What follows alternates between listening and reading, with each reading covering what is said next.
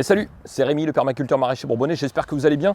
Et aujourd'hui on se retrouve pour une nouvelle vidéo, où on va parler un petit peu tout simplement de l'eau. Voilà, puisqu'actuellement, comme vous pouvez le voir derrière moi, les rivières sont en crue. On a eu des quantités d'eau assez importantes. Il faut savoir qu'on a eu quand même cet été une sécheresse assez conséquente. Et là maintenant, comme vous pouvez le voir derrière moi, voilà, il y a eu pas mal de neige qui est tombée, de précipitations aussi depuis maintenant plusieurs mois. Et tout ça, ça donne comme pour conséquence ces crues que vous pouvez voir. Donc là, en fait, ce que vous voyez ici derrière moi, normalement ici, c'est une prairie qui est actuellement totalement inondée. Voilà, alors maintenant, on va retourner à la micro-ferme et je vais vous montrer un petit peu les différents travaux qui sont en cours à la micro-ferme. Allez, c'est parti!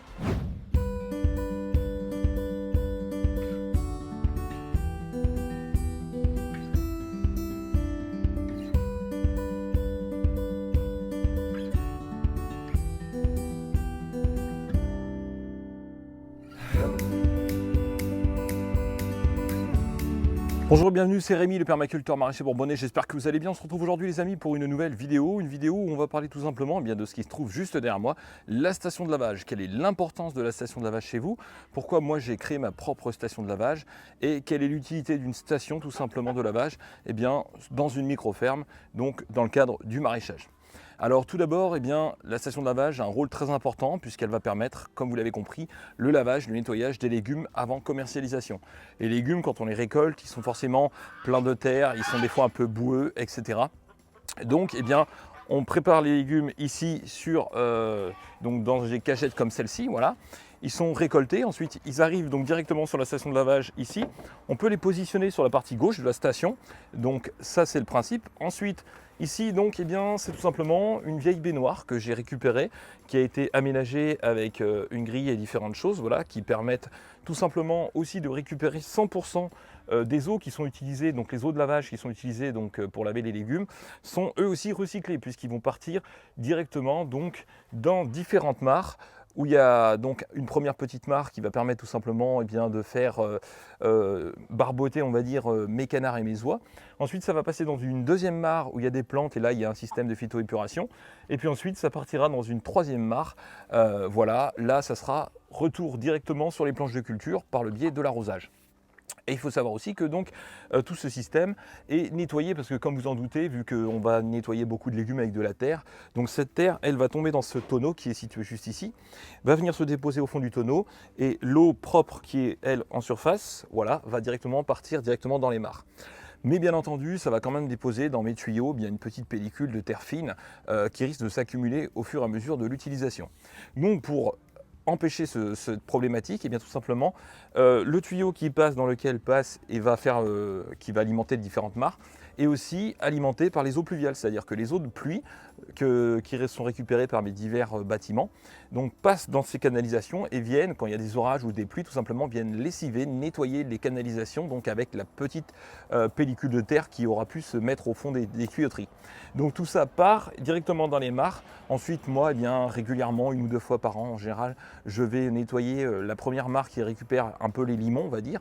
Et ensuite, le surplus des eaux fait son circuit et va alimenter ensuite le potager. Donc voilà, les légumes qui servent à laver, l'eau qui sert à laver les légumes ici va ensuite avoir plusieurs fonctions.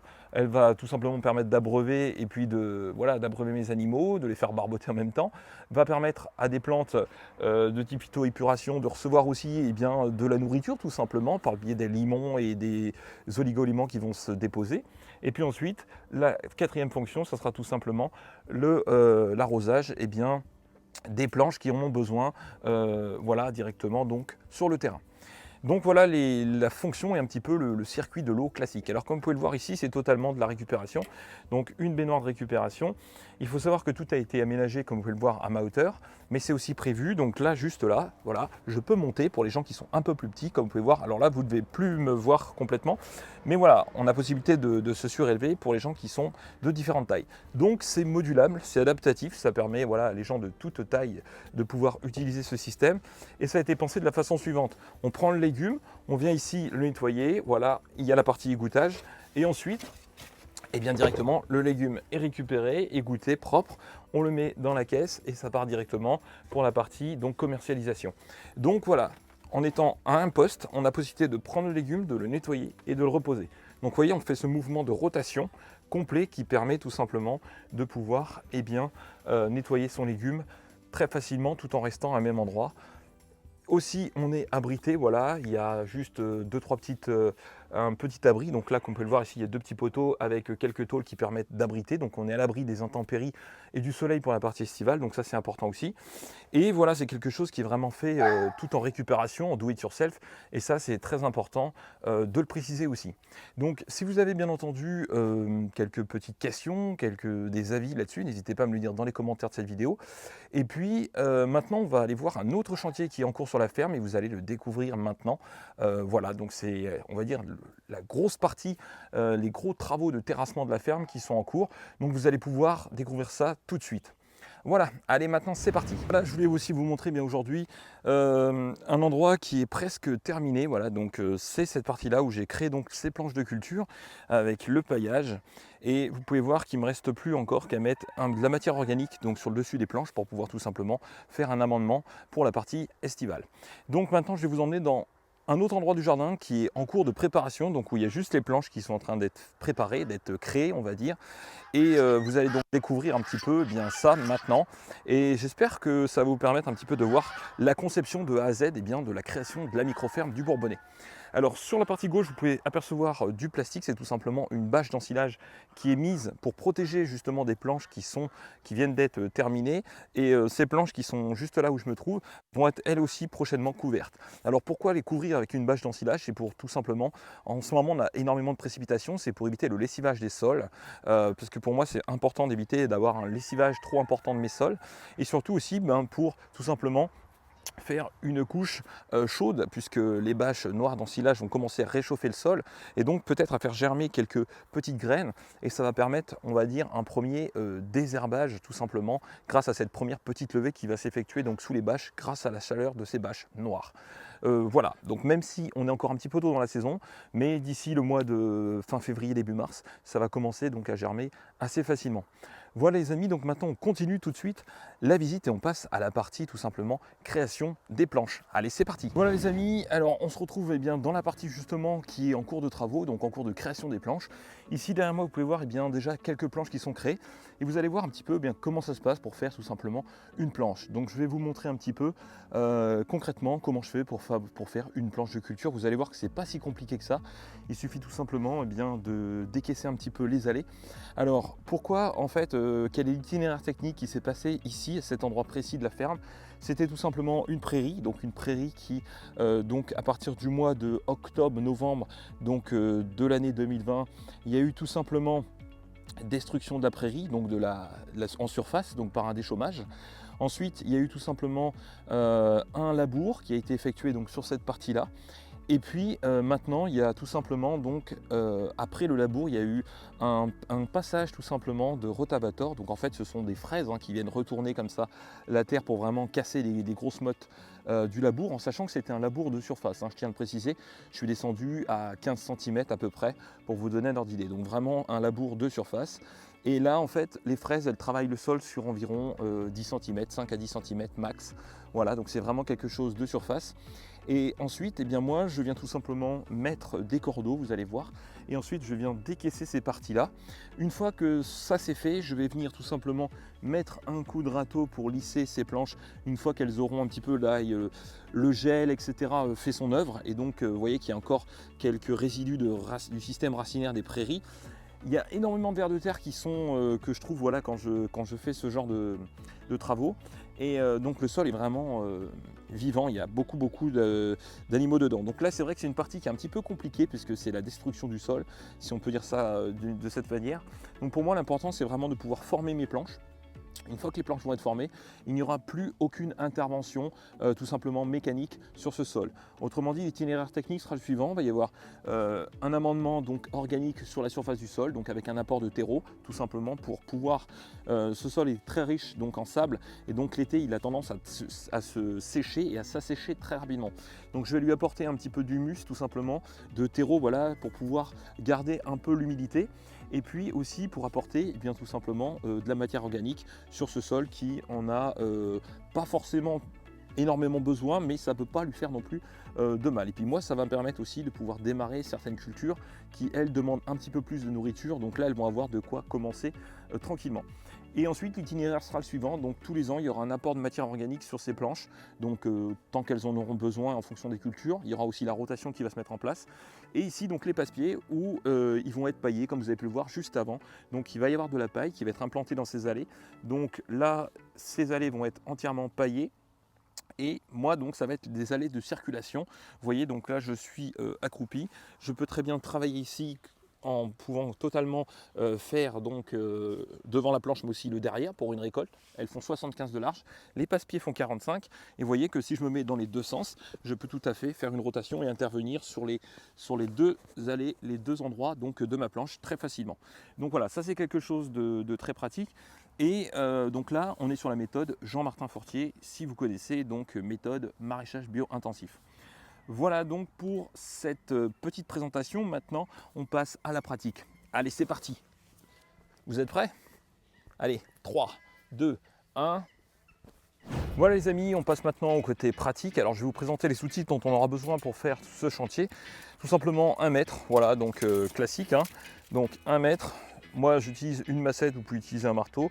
Voilà, bien entendu, il faudra une pelle pour pouvoir décaisser les allées, ça c'est une évidence. Et puis, vous aurez aussi besoin de ce petit outil, c'est tout simplement un petit couteau. En fait, ça sert parce que voilà, moi j'ai une terre ici qui est assez amoureuse. Et donc, pour pouvoir nettoyer un petit peu l'outil, pour éviter qu'il y ait trop de poids sur la pelle. Voilà, donc ça peut être utile pour tout simplement faire ce genre de travail.